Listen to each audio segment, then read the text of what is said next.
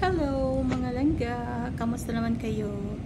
Sa videong ito ay ginamit ko guys ang remove voice or isolate voice. So, grabe ang daldal ko dyan. It's my last trip bonding.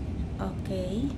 So, bago mag-init ang lugar dito. So, ang ginawa ko is nag-overly voice. So, napakaganda at napakagbongga kasi nga parang normal lang na nagabiyahe na walang ingay.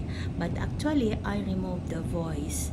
So, ito ay bago kong nalaman kasi nga tinitingnan ko kung paano ba talaga at tanggalin ang mga voice na out of the topic. So guys, thanks for watching and I hope meron kayong nalaman sa aking voice over na ito. And of course, tuloy-tuloy na ang ating voice over kahit nakasakay tayo or kahit saan tayo pupunta. Mag video tayo ay bonggahan.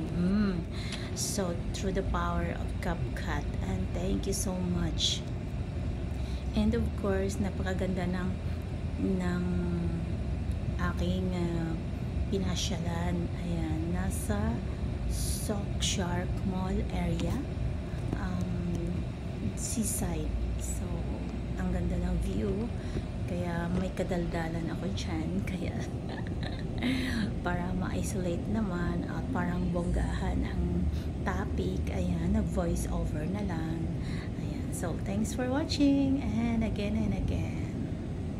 God bless everyone. See you naman sa ating next videos upload or ating live stream.